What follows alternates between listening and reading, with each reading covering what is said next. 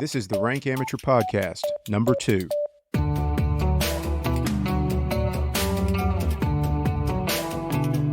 Yes, this is the Rank Amateur Podcast, and oh my God, we made it to episode 2.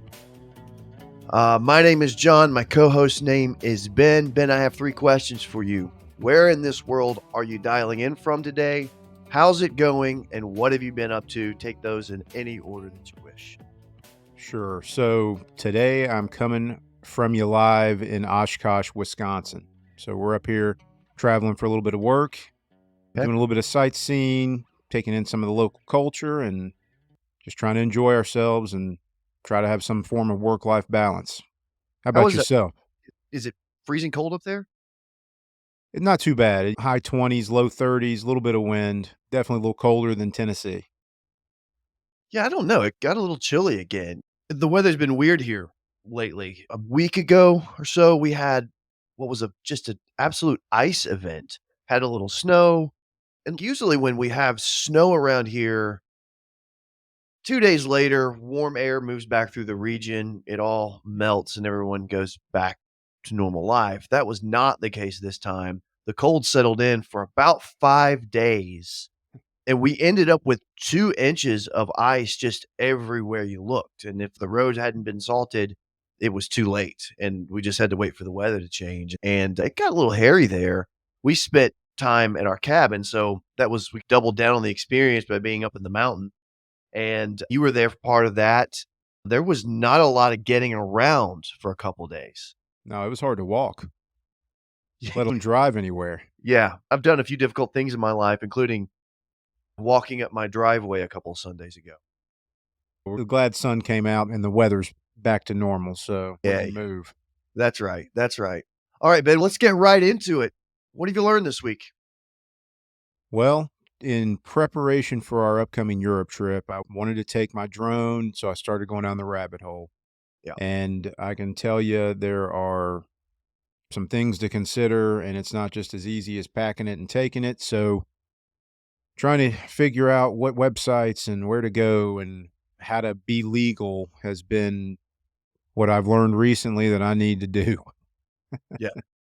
How about Well, yourself? What have you learned? so let me ask you about the drone thing. What is the difference between what, we experience here in the US and what you may be experiencing in Europe? Sure. So in the US, we operate under the FAA. And once you register as a drone pilot recreationally, it's very simple, very inexpensive, and it's an online process. You immediately get your appropriate serial numbers or operator number, I believe they call it, maybe. And you're basically ready to go. And if you're operating a drone under 250 grams, oftentimes that's not even a requirement. So in Europe, however, to operate a drone over 500 grams requires not only a license in the EU, and depending on which country, it could be one of 2 different licenses that you need. It also requires a pilot training course, or at least a verification of a course completion.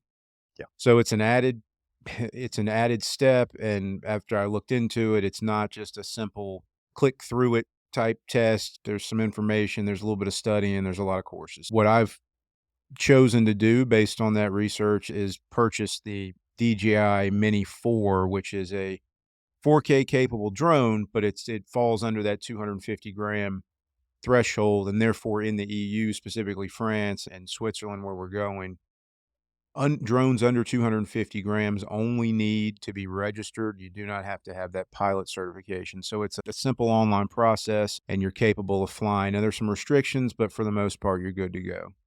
Yeah. Did you ever do the Part 107 course for the FAA here in the States? Not yet, and you're stealing my thunder a bit because that's on the list for later, but not yet. And I think it's on the list for 2024. A couple of years ago, I had a drone, and I guess I subscribed to an online course that would take you through the Part 107. And I never got to that before I crashed, killed, and lost the drone. I never really returned to it for that reason. Perhaps I would have learned something in the class that would have kept that from happening. Not sure, but I still have I paid the tuition for the course, and But such a time that I'm back in the drone business, I'll just click through that and go through that course. But yeah, man, good stuff. Yes. Um, What about yourself? What have you learned here recently? yeah. So my recommendation is I'm going to go a little off piste here a bit. I'm going to recommend a new artist that I've discovered, and her name is Elle Cordova. I discovered her through Questlove and his Instagram account. So Okay. Questlove reposts this funny video of this young lady who has developed this who's written this skit that makes fun of typefaces and fonts. And you just have to see it to get it. I'm not even gonna try and describe this short that she's produced, but suffice to say that it's pretty brilliant. It's hilarious. So I click through, I just think, "Who is this?" And I keep thinking this is gonna be like a aspiring comedian, YouTuber type, and while she certainly does that kind of work and puts out that kind of work, she's so much more. She's also a folk singer and a poet, and so I'll point you specifically to her work as a singer-songwriter, which is equally brilliant. The songs are good, they're playful, she doesn't take herself too seriously. She's just an enormous talent. So, Ella Cordova, she used to go by the stage name Reina del Cid. So it gets a Hmm. little confusing when you try and find her in Spotify. You can find her under 2 different listings, but it's just really clever stuff. She's got a beautiful voice. Her YouTube channels are just rich in content. Cover songs, again, back to these funny skits that she does. Really just very clever stuff. I would love to see her live someday if she gets back out on the road or whenever she gets back out on the road, but yeah, what have I learned this week? Ella Cordova is one of the most talented young songwriters I've come across in a very long time. So now are we talking about somebody new here, or has she been out on the scene for a while? This is the first time hearing. Yeah, I don't know her whole history, just in the cursory kind of research that I did. Seems like she's been active for 5, 6, 7 years or so. She's put out a lot of albums. Let's call it 3 or 4. All and I haven't listened to all of them front to back, but from what I have listened to, excellent stuff. It's folky, I guess. It's all very clever. Reminds me of the way John Prine never took himself too seriously, but he had a lot to say. Really reminds me of that. Far be it from me to anoint someone the new John Prine, but nevertheless, if there's an it, this young lady has it. Okay. That's bold, but we're going to have to take a look at that.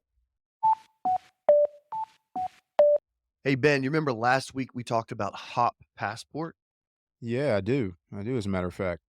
All right. So I've downloaded the app to my phone, and I just want to kind of go through how this works real quick. Now, I'm recording from my house. So what I can tell is that right now, I have a lot of different options in the event that I wanted to go have a beer. So 3.43 miles from my house, we have Wanderlinger Brewing, 3.5 miles, Chattanooga Brewing, 3.58, Hutton and Smith, 3.66, Naked River. And not only that, but I can filter through all of these options by things that may be important to me. So, is the location, does it have a kitchen? Does it have TVs? Patio or outdoor seating? Does it have a food truck? Non alcoholic options? Gluten free options? Is it kid friendly? Does it do tours? Is it dog friendly? Mm, Is it a harvest host location? So I can filter by all of those different criteria so that I can make a choice about what sort of place may suit me best next. All of which is really great, but I'm at home and I've already knew all these places existed. Can you imagine traveling and having a resource like this to help you find your next great beer location or great lunch spot or dinner spot? You're on the road right now, Ben. yeah, you know what? That's a good point. And I downloaded the app as well. Let me check this out. We're in Oshkosh and we're heading to Milwaukee tomorrow. So let me pull this up here real quick. Okay, so I'm already seeing multiple options here, and Lakefront Brewery, Third Space Brewing. So this is a brewery we were actually planning on going to anyway. So I can use this app, go in there, and get discounts on the beer I was going to go get anyways. Is that what you're saying? That's exactly right. As a matter of fact, I don't know. I'm getting a little thirsty right now. I haven't ruled out having a beer today, but when I do, I'm going to have two. and I'm only going to pay for one thanks to Hot Passport. Because Hot Passport is the company that believes that you should drink local and that local is wherever you are. So let's get into our main discussion. So last week we talked about 2023. We looked back as a way to try and frame what this podcast is all about. And we thought that this time we would look forward in 2024 and what we're calling sketching out 2024 and all the sort of rank amateur ideas and adventures that we have in mind, some of which are already planned, some of which are in the discussion stage, some of which are probably going to be booked pretty soon. But let's just sketch out 2024. We've got 11 months left. And I think we've got some big ideas about the things that we want to do, the ways we want to have fun, and of course, taking the podcast along with us. And I think if you'll agree, the best place to start is what's coming up next, which is that we have a trip booked and we leave in about 3.5 weeks for France and the French Alps to go skiing. Yep, and we are excited. This will be the first international travel I've done and can't wait. Couldn't pick a better spot. Congratulations on that. You're going to have the time of your life. I've been fortunate enough to travel over to Europe a couple times. I've spent several days in France. It's one of my favorite places in the whole world for a lot of different reasons. But let's talk about this trip. We're going to the Alps. We're going skiing. And I should pause here and say, yep, it's a ski trip. Everybody's going to have a big time skiing, except for me. I'm actually not skiing on this trip. I had a knee surgery, a partial knee replacement to be specific, back in November. And we were hoping that I would be completely rehabbed and ready for this trip. That has turned out not to be the case. And I've been in touch with my doctor. Everything's fine. It's just the rehab is just a little slower than we hoped it would be. I'm thinking about ways to spend my time on this trip other than skiing. But let's start by talking about the mountain, the slopes, and skiing, the snowboarding itself, because I know that you've been doing a lot of research and I know you're excited about these mountains. So, what have you discovered and what are you expecting to find when we get over to Morzine? Yeah, I think this is a unique experience because it's such a large skiing land surface area and there's multiple resorts, trails and runs that connect each one, lifts and shuttles. And it's just a really unique opportunity to get out and ski or snowboard a little differently than we're used to here on the East Coast, or at least in the southern East Coast area. Yeah, look, the mountains and the resorts are smaller in our part of the world, and we have been lucky at various times to go to the Rockies and ski, and that's incredible. It's world class. This is different though. We're taking a plane across the pond, going all the way to the Alps. Iconic alpine skiing. It's really going to be unbelievable. I'm incredibly jealous that you guys get to experience it. We should talk about why we chose this trip because you and I have been to Montana a couple times, and Mhm. but we're not doing that this year. And let's just say it out loud. We did a price comparison, and this trip, all told, with everything, is going to cost a little over half of what we would expect to spend in Big Sky. And I love Big Sky. I absolutely love everything about that place. It just made sense to say, all right, let's do something different. Let's do something that's frankly pretty epic and spend half the dollars. Yeah, I think it makes perfect sense, especially when you lay it out like that. And I think getting to see other places and ski differently. Big Sky, the biggest skiing in the country or biggest skiing in America, I believe is what they say.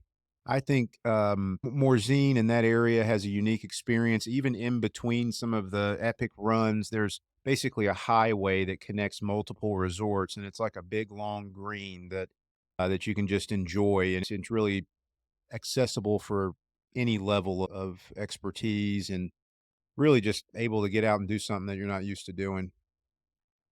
Look, I'm sick with jealousy over it, but also very excited for you. But I'm not gonna sit back at the chalet and pout here. I would hope not. Yeah, I'm gonna have a good time. And so I've just taken it upon myself to plan the side trips. So every morning I'm gonna go do something. And sometimes it may just be driving to a nearby town, having lunch and coming back. But I also want to do some adventurous things. So I've been researching that. And the idea is I'm gonna go do this, but if anybody's taking a rest day, you're welcome to hop in and join. There Okay. are options. There's, dog sledding, there's some things like Olympic sports, like with luge and bobsledding and stuff, that you can try at a very amateur level. I can tell you the one that has piqued my interest the most. I'm pretty well committed to this, and that's ice driving. So Ice there's driving. ice driving. So there's a nearby ice driving course where you can bring your own vehicle. We're gonna have big SUVs or the biggest SUVs you can get in Europe anyway, because we're taking a crowd with us. But so not gonna do that. I'm gonna spend a couple extra euros and drive the Porsches around the course. Ooh. Yeah. Oh, hate that for you. Yeah. Sure, that's gonna be terrible. Obviously, this is the route I'm going. I'll put links to all this in the notes for the show. Um, and as I continue to develop exactly what it is we're going to do, we'll continue to report that out. We'll put the links in, and I think we're probably going to have some video evidence of whatever it is we got up to over in Europe at some point. We'll share that as well. But yeah, this whole thing about going to the Alps was a place that I've dreamed of going to for a very long time.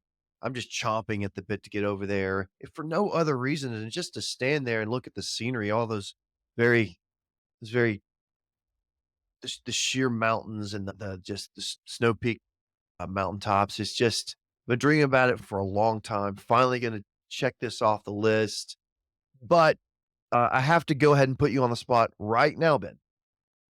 You Uh-oh. have to promise me, and I'm gonna let you speak for the group that's going. You have to promise me that in a year you'll go back because I absolutely intend to ski those slopes. I just can't do it this year. I think I can make that promise. Good Lord willing, the creek don't rise. But I'm really interested to check out this couple of the popular longer circuits and give you some feedback and maybe give myself a reason to come back as well. Good man, good man. All right, so let's talk about some other things, some stuff that we've talked about, pretty well committed to, don't quite have booked yet. And there's a lot of reasons that we'll get into. But let's switch our focus to a different season and part of the world. Let's talk about scuba diving. Why don't you give us just a quick rundown of where you are with scuba? Because you're pre-certification, right? I would be in the category of noob. I've only been I've had one dive and I've had one snuba experience. For those that don't know, snuba is a tank separate from your body, hose coming to a regulator, and it floats about 20-25 feet away. But I've been talked into it long enough by you, John, and I tried the scuba out in Puerto Rico last year for the first time, and now we're hooked. And to your point, we're looking to get certified, just haven't quite booked it yet. That's great. And we've got a local dive center here in Chattanooga. I imagine that's who you're going to go with. And you'll have that knocked out in a couple weekends. It's a fun experience. So I got certed 3 years ago, dove a couple times that year, and to my great shame, haven't been back since. And that's just life stuff. We didn't go to the beach or go to the coast at all last year. Just didn't work out.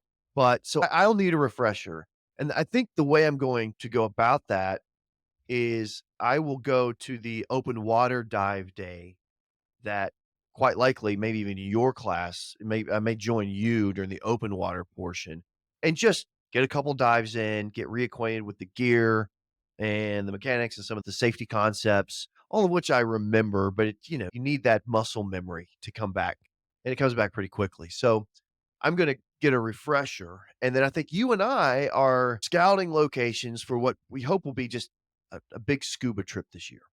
Scuba focus. It doesn't have to be only scuba, but we want to feature a lot of scuba by picking a location. So let's go through some possibilities here. And this, I'm just pulling from my research. Let's start with Belize, Okay, which so Belize, why Belize? so if you go down pretty much any list of the best diving in the Caribbean, Belize is going to pretty consistently be at the very top. Yeah, so Belize is, of course, going to be incredible should we choose that. Second on the list is an island that is known for its diving called Bonaire. It's a real laid back island, and you're doing a lot of shore diving. And basically, you kind of rent your tanks for the week, rent an old truck, and there are multiple locations around the island where you can self-guide your diving. So as long as you've got a dive buddy, you can just take your research and say, okay, we're going to go to this beach and we're going to do a short dive from here. And we'll get our 40, 45-minute, 50-minute dive in and swim back to shore. You can do that a couple times a day, stopping for lunch. And all in all, it seems like pretty dream scenario. So you can actually just rent gear and go out unsupervised. I don't know if I'm at that level yet. What level of certification do I need to participate in this? Make a really good point here. So that might not be your first dive trip, right? Sure. Now, I do think that after some experience and getting a few dives under your belt, that becomes a real possibility with your basic certification. I think you'd be Okay. fine. But that's a really great point. Maybe a dive boat with a dive master and all the sort of safety measures that come with that is maybe more appropriate for this first trip. And we should definitely take that into account when we're planning this trip because it may not be enough for your first dive just to have me as a dive buddy and for you to feel comfortable and safe enough in that scenario. Yeah, I think as I get more dives, I think that might change, but Yep. I think you hit the nail on the head. Yeah. Where's the next spot we got? So, did some research on an island that's real out of the way called Saba. And really, the feature here is just how damn remote it is. They're limited accommodation options, but I mean, you talk about getting off the beaten path and also having access to diving, small dive resort there. It looks dreamy. And again, we're gonna have links to all this in the notes, but man, it just seems really appealing to me to be completely off the beaten path on a small island that you can probably hike around, um, and have access to just great diving. Okay. And then the fourth, I put this in there because I know it has world class diving. I've got a couple of friends that have spent some time down there. The Cayman Islands. That's a location that strikes me as a little more resorty than some of the others we've named before. But that also just tells you that the infrastructure is going to be there. Right? You're looking for safe diving. You're looking for dive masters. You're looking for experienced dive boats, and all that. The Cayman Islands seems like it's going to have all of that in spades and just going to be ready to host us if we'd rather go that direction. Well, I do like being hosted. I guess my question would be if you had to choose, which one of these is known for the most majestic scenery underwater? How would we rack and stack them in that order? Well, I don't keep in mind, I'm not saying this from personal experience because I haven't been to these locations yet, but just looking at all the listicles that you can find on Mhm. the internet when you just type in best scuba in Caribbean, Belize typically lands at the top. Okay. That may be the solution right there. Kind of do everything at once. Have dive masters and dive boats and have the number one ranked scuba diving in the Caribbean. And maybe you just don't go wrong with going to Belize. We've got our passports and looks like we just need to pick out a month. I know we got some other things in the hopper, but I'm sold. But look, I think the season is long for scuba in that part of the world and these tropical locations. So we've got some options there. It's starting to feel me like this is an early summer thing, but again, we've got options. So we move to the next. Yeah, let's move on. What's the next focus we want to have here? And I've had it on my mind to do one great hike. And what's been on my mind is Grand Canyon rim to rim. Done a lot of research on this. I'm very interested in it. Now, again, I have to prioritize my knee health to make sure that this is a possibility. And on that note, there are two prime seasons for rim to rim hiking. There's May and there's October. So in order just to be really prudent and really make sure that my knee's in good shape for what is a pretty strenuous hike, does seem like we need to go for that October window. But the Grand Canyon Rim to Rim can be approached in a couple different ways. One, you can do the whole thing in a day. So you're looking at, depending on the route, let's call it a 23-mile hike, which is possible. I've done 23 miles in a day several times in my life, but it's strenuous. So you're going down the Grand Canyon, and it is a steep downhill, and, you've gotta manage that descent, and then you hike through the canyon bottom, stop typically, folks will stop at a place called Phantom Ranch for lunch, and you can buy lunch there, and then once that's done, you continue out the rest of the trail system and then hike back up out of the canyon on the other side. And you can do this starting on the south rim or the north rim. You just pick the one that makes sense for you, the one you're most interested in. So a couple things there. If you're going to do it in one day, it is strenuous, right? So you have to make sure that everyone in your party is really down for 23 miles of focused hiking, keeping pace. Because what they say about the Grand Canyon is going down is optional, coming back out is required. You don't want to find yourself in a tough spot where you've got a disabled hiker. And so you have to make sure that everyone in your party is committed to that. And I think that I probably could commit to that. But the other disadvantage is that you have to leave before daylight. And so there's going to be a major section of the canyon that you don't see in daylight, right? So that let's call it the first 90 minutes, 2 hours of your hike, you're hiking in the dark. That to me just seemed like a bummer. So Yeah, and I was gonna ask, for a 26-mile hike and the elevation required, how long are we talking about here in terms of a time commitment? it's a full day and then some. Right? So it's all of the Gotcha. daylight hours plus an hour or so pre-daylight. Right? So what is that? 12, 13 hours? Yeah, roughly. Yeah. That for that reason, the 1 day rim to rim doesn't appeal to me as much. Now, on the other side of that argument, there's something to be said for the accomplishment of saying, "I went rim to rim in the Grand Canyon in a single day." That's a matter of pride, and there's a lot to be said for that, but I don't think I'm gonna prioritize that part. Yeah, we're amateurs over here. Yeah, that's exactly right. So, the alternative is you can hike down, get a backpacking permit, camp overnight, have dinner, camp overnight, much more leisurely, then get up the next morning and hike up the other side of the canyon.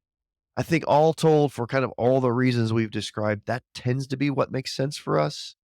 Um, the only downside of that is you're carrying more weight, but also imagine camping, sleeping on the banks of the Colorado River in the bottom of the Grand Canyon. That's bucket list stuff. So I don't hate it. Yeah, I think that's gonna have to make the list this year, so good on that one. That one's more to come on that one because there's gonna be a lot involved in getting ready for that. A lot of research, making sure that we're up on all our gear requirements. Yeah, definitely. This is a very rank amateur podcast subject, and definitely more to come in 2024. I think it does take some time to plan it. And again, we're going to plan it right here on the podcast and let it play out right here. Hopefully, we succeed. But for now, 2024, hopefully, the year affords us an opportunity to go rim to rim at the Grand Canyon. Nice. I think we're moving into the to one of the last segments we have here. So we just want to give you an idea of some of the other things that we're looking forward to in 2024. And John, why don't you kick it off with a couple of short mentions? Yeah, look, my first priority has to be my knee health this year, and hopefully that doesn't temper my activity too much. It will in these early months of 2024, but hopefully by as the weather starts to warm up, I start to feel good and limber and strong again, and I'm looking forward to that. One thing that I do have planned in late summer is I've signed up for Bill Oyster's bamboo fly rod making class. This is just one of the great experiences, I think. So, Oyster Bamboo is a fly rod making company out of Blue Ridge, Georgia. They make just world class fly rods, but you can also sign up for a class, and it's 5 or 6 days, I think, and you get to go from literally choosing the bamboo shoot that you're going to start with, and doing everything it can to treat that and cure it and turn it into a world class functioning and very beautiful heirloom fly rod. So I'm really looking forward to that. That's around I think it's going to be around Labor Day. So again, it gives us an excuse to go back to Blue Ridge, but also I just can't think of anything just more interesting than taking a class like that. Now, when you say a class, you said it's 4 or 5 days long. How long per day we talking about? And give us an idea of on the back end, what's the value of the rod you've got in your hand, and why is this such a special thing? I've been into the shop and you can see through the glass and see the classes as they're happening. So this is, every student gets a workbench and so everybody's in there working away and sanding and whatever it is they're doing. But so it's a full day. You're there all day long, break for lunch, and then you go home at dinner time. And so, and there's a lot of really neat videos about this on YouTube, folks that have gone through it, and there's some great summaries there. Now, I will say you can buy just retail, buy a bamboo fly rod from Bill Oyster. It's going to be a few $1,000s. And they're functioning. This is not just something to mount on the wall. This is something that go you should go fishing with.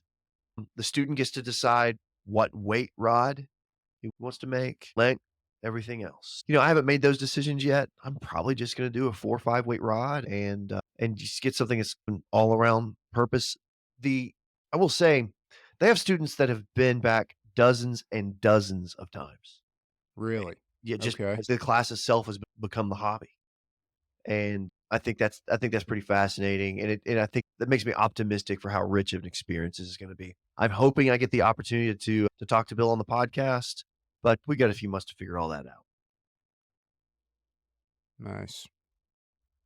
I guess my first short mention, you mentioned it earlier, is going to be that Part 107 drone pilot license. Just scratching the surface, starting to do a little bit of research, starting to figure out which program I want to use for studying and or what course to use. But the direction we're trying to go, and for business and personal reasons, I like the ability to be able to monetize the content that I'm using or producing. And oftentimes there's just a lot of different scenarios where having that can be of benefits. That's what I've got on the string. Now the timeline is TBD, but we're going to keep that keep the updates in the podcast, and you'll follow along when we actually hit the execution mode.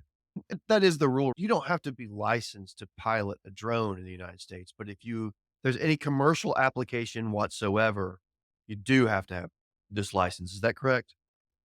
That is correct. There are some vague, open, gray areas, centers around the intent.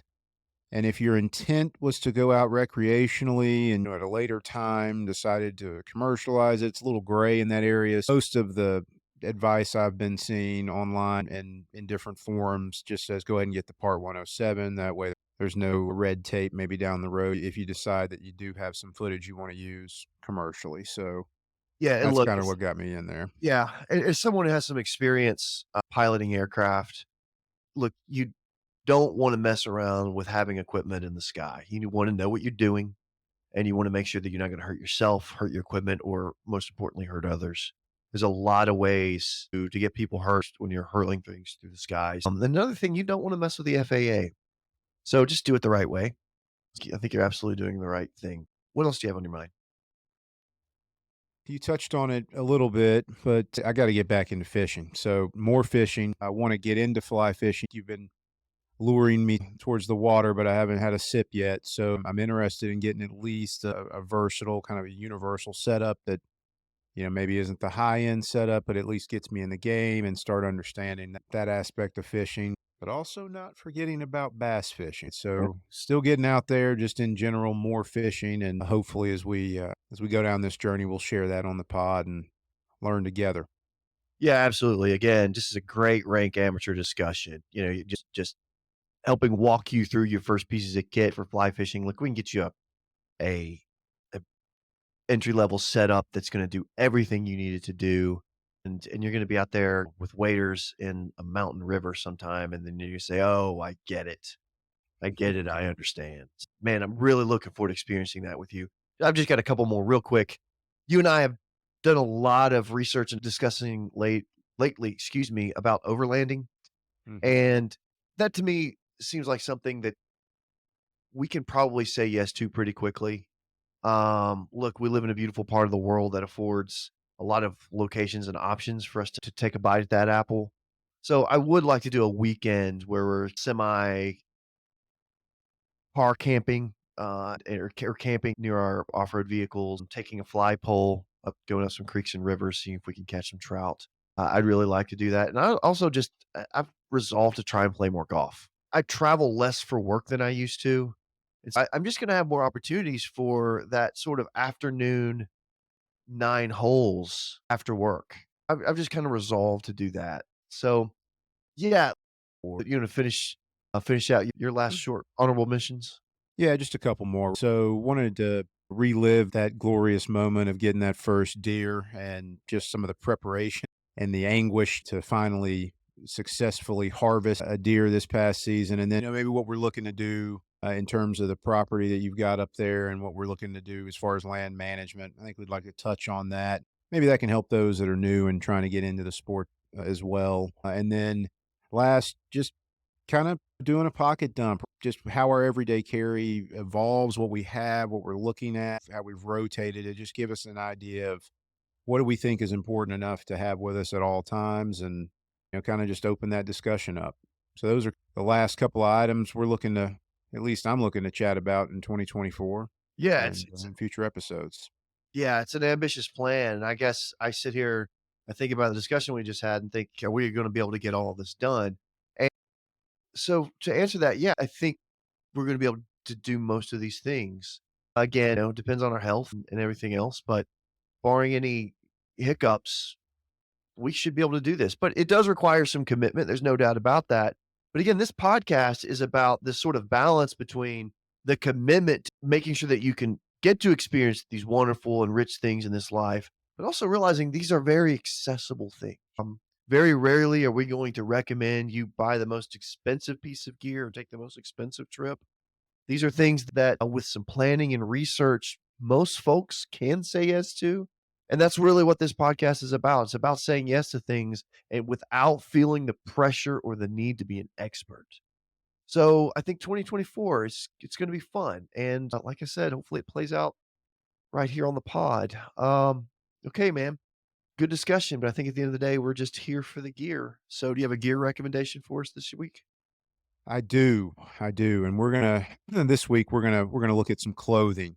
I've been searching for a pant that I can wear and really just do everything in. I need pockets, I need durability, I need stretch, I need it to hold up to maybe out on the town or out at the farm, and I can tell you that I've found them. And that pant is by a company called Vertx. So it's Vertx. They are known for making various tactical oriented solutions, bags, gear, different things like that. They are specifically the Vertex Delta Stretch 2.1s. And, in a nutshell, you're looking at a khaki style or esque looking pant, four-way stretch. You can walk through the woods in them and not have to worry about ripping them to shreds, and they have more pockets in more creative places. It's just an intuitive design, and I've got to highlight it if you're not familiar with it. That's Vertex Delta Stretch 2.1s. Yeah, a couple questions. So I pulled them up. I'm looking at it right now. This is you wouldn't call this an upland pant though, would you? This isn't reinforced. Yeah, not quite. Okay. Not quite an upland pant. Think of upland. Usually, upland pants might have a multi-layer, not the briar side, Yeah. right? And also add in some stretch. Okay. So a lot of times, upland pants are a little rigid. Yeah, got it. And it looks like there's a seam here at right about the knee, but does are these convertibles? No, so not a convertible. It's more of a gusset. It's you don't really notice it when you're wearing it, but when you go to bend down, and I mean they're an active paint. You can go chop wood in them, or you can walk around town in them. It's got a gusset there, and it's got a gusseted crotch. So they look a little different in the image, but they fit and feel pretty good on. Yeah. A good recommendation. Excellent. Yeah, man. What kind of gear you got this week? Yeah, I'm similar. I'm gonna go to clothing again, and I'm gonna recommend Poncho Shirts. And I think this is a company that's gotten fairly popular in the last couple of years. This is a direct to consumer kind of internet Instagram brand out of Austin, Texas. And look, the advertising worked. I mean, they kept coming up on Instagram over and over. I finally caved, bought the damn shirt, put it on, and was like, "Oh, okay. Yeah, this is good." So, it's a nice slim fitting shirt. It's a sports shirt, the SPF sort of moisture wicking, the kind of fabric that have become so popular in the last 10 years. But these work. I'm wearing one now. It's a fishing shirt. So I bought one and liked it so much. I was in this phase where I needed more shirts. So I bought one, liked it so much, I bought 4 more, and then added one of their flannel options for, when it's colder out. But just generally speaking, Poncho Shirts, just check out the brand. They make corduroy shirts, they make Western style pearl snap shirts. That's not really my thing, but seems to be a great company that's putting out really good products. Check out their website. They can have a shirt at your front door in a couple days, and they just work. I've kind of gotten to a point in my career where I don't bother with dress shirts very much anymore, and so these sport shirts work just fine. So, like I said, they're great on the lake, great in the ocean. They're great in the office. For me, as long as you don't have to dress up in a suit, then these are just great. So, Poncho Shirts, I'm a believer. Yeah, I've got them pulled up here. I'm a big fishing shirt kind of guy. This looks like a fishing shirt evolved. This looks like a more of an elegant solution, but you're telling me it's still made out of the performance material and it's the same. It's a very similar experience for the when you're wearing it. Yeah, that's exactly right. So, and they've also recently come out. So, we're talking about the original, which is the fishing shirt. There's also got a new one called the ultra light, which I think is just the original in a even more ultra light fabric. I can't imagine how it gets any lighter than what I'm wearing. But just as a for instance, I'm just looking really quick. 1, 2, 3, 4, 5, 6, 7, 8, 9, 10, 11, 12, 13, 14, 15. I see 16 or more colorways just in the original style right now. Mm. Just on a quick and dirty count right now. So there's a lot of options. These things are good. And as long as they prove durable over the next 2 or 3 years, I can't imagine why I'd move away from this. Now, durability is something here. Now, I'm seeing on their website that they have a lifetime guarantee. You can send it back and get another one. Or can you speak to that? I can't. That- Actually, you're teaching me. I didn't even know that was the case. Yeah, that's great news. So durability less of a concern given that reality. Well, I'll tell you what, you don't see a clothing company, much less a shirt company, offering guaranteed for life, no matter the problem. There's a system to swap out. So it's almost like you make the investment one and you're going to have a shirt for life one way or another. So I might need to see what colorways you've got because I'm about to make a purchase and I don't want to look like we're on a team. But so yeah, I might have to get that info from you. Now, look, man, get whatever color you want. Just text me in the morning and let me know what you're wearing. All right, man. Well, we made it through episode 2. I can't believe we're still going. You've been listening to the Rank Amateur Podcast. I'm John Kearns. My co-host is Ben Wyatt. If you'd like to get in touch, you can reach us at rankamateurpod@gmail.com. You can find photos related to these conversations on our Instagram account at Rank Amateur Pod. Until next time.